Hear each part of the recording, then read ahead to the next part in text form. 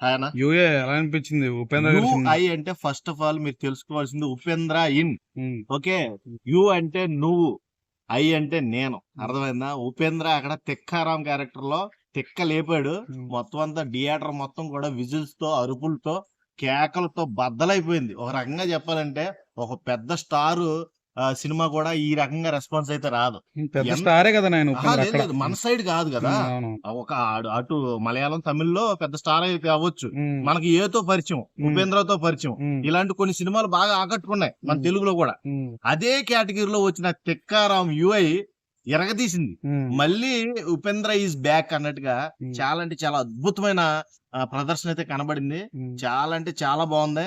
2040లో మన పరిస్థితి కూడా ఇలా ఉంటదా ఏంట్రా బాబు అన్న ఫీలింగ్ అయితే క్రియేట్ అయింది. ఉమ్, నిజంగా ఓ పక్కంతా కూడా రిచ్ కేటగిరీ, ఓ పక్కంతా కూడా స్లమ్ కేటగిరీ. ఉమ్, ఈ స్లమ్ కేటగిరీ, రిచ్ కేటగిరీలో ఇద్దరు కూడా మనోడు Raju, god. God is great. Um, అదే గాడ్ ఇక ఉమ్, ఏమన్నా బండ్లు పెడితే తింటున్నారో, లేకపోతే అడిగి తిక్కలేనప్పుడు కాల్చేస్తాడు.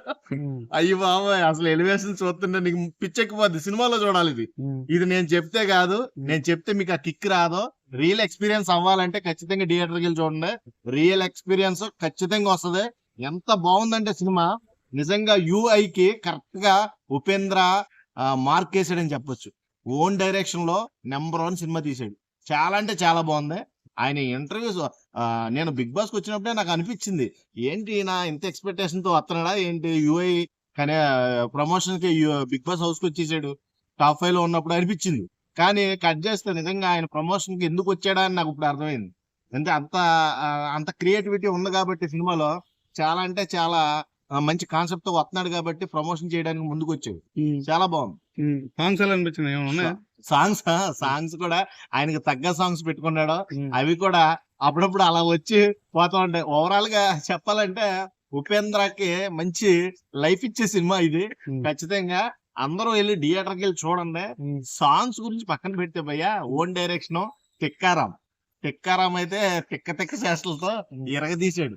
మొత్తం అందరికి తిక్క రప్పించాడు. ఉమ్, థియేటర్ లో ఒక్కడు కూడా కూర్చొని చూసినోడు లేడు. ముందుకు. అందరూ కూడా నుంచొని ఉమ్, విజిల్స్ వేసుకుంటూ చాలా ఎంజాయ్ చేస్తూ చూసారు. ఉమ్, అలా ఎంజాయ్ చేసిన సినిమా ఈ మధ్య కాలంలో నేను చూడలేదు భయ్యో. ఉమ్, అంతా కూడా వైలెన్స్ లేకపోతే Silence. సైలెన్స్. Romance. వైలెన్స్ లేకపోతే సైలెన్స్, ఈ 2 కేటగిరీలో ఉన్నాయి. కానీ ఇది వైలెన్స్ తో కూడిన కామెడీ అండ్ ఫన్ యాంగిల్ వాళ్ళు ఉందా నిజంగా కేసీపీడి అని చెప్పొచ్చు ఒక రకంగా ఇంకా 2-3 సినిమాలు రిలీజ్ అయినాయి కదా, మీరు ఇదైతే చూసారు, మిగతాకి అంటే ఢీ కొడుతుంది ఈ సినిమా. ఖచ్చితంగా అవన్నీ కూడా కొంచెం డౌన్ అయ్యే ఛాన్స్ ఉంది. సో అంత బాగుంది ఈ సినిమా. అంత బాగుంది. Okay. నేను వాటిని చూడలేదు కానీ కర్మ సినిమాల్ని. ఉమ్, ఇది మట్టికి ఖచ్చితంగా ఉపేంద్ర గారి కోసం వెళ్ళి చూశాను. Okay. చాలా అంటే చాలా బాగుంది. థ్యాంక్ యూ అన్న. ఎరగదీసేసిన సినిమా. థ్యాంక్ యూ అన్న.